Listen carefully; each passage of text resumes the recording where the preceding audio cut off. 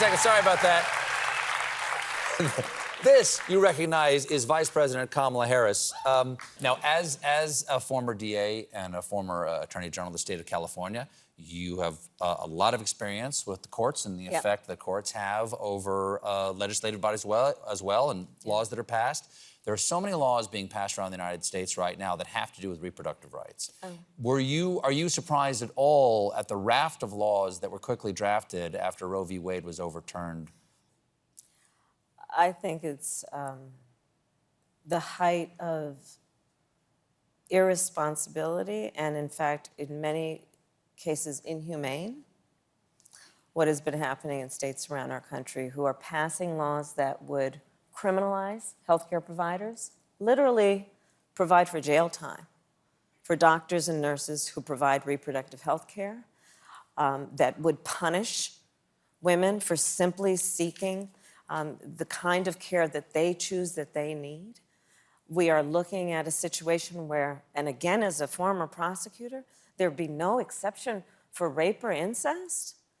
I mean, let's speak clearly about what this means. After a person has gone through a most vicious violation of their body, then the government will tell them, and after that, you also will not have autonomy and be able to make decisions about your body as it relates to the decision you make next after having survived such a violative act.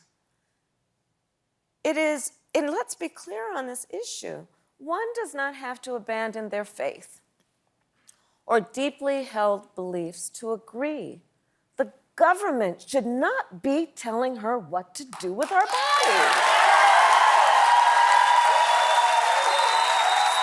Does it surprise you?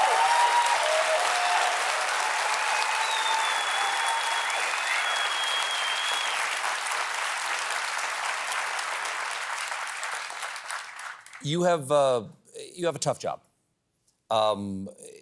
Being vice president requires a deep love of country. Yes.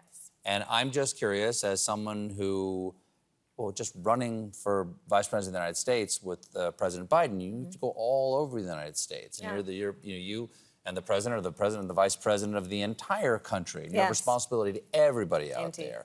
What is it that is, to coin a phrase, great about America, and that kindles your love for it? There's so much. There's so much. And you're right, and I have the blessing and privilege of traveling all over our country. And in particular, in these years where we have witnessed so-called leaders attempting to create division between us, I meet people who are just the people who are the ones who are the most optimistic about what is possible, who believe in each other, who understand that we all have so much more in common than what separates us.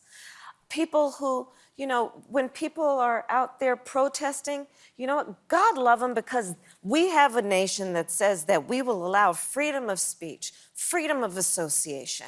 And for the most part, we all stand for that, even if we agree to disagree. I look at who we are. We believe in freedom and liberty as Americans, and we fight for it. Now, there will be those at the extremes, but the vast majority of us, I think, great pride in understanding that our democracy will only be as strong as our willingness, each one of us, to fight for it. And when I travel our country, that's what I see. That's what I see. I'm glad to hear it. I do. I do. Well, I Vice really President do. Harris, thank you so much for being my guest for a sixth time. Please come again when you all announce you're running. Vice President Kamala Harris, everybody. We'll be right back with the star of the new Boston Strangler movie, Carrie Coon.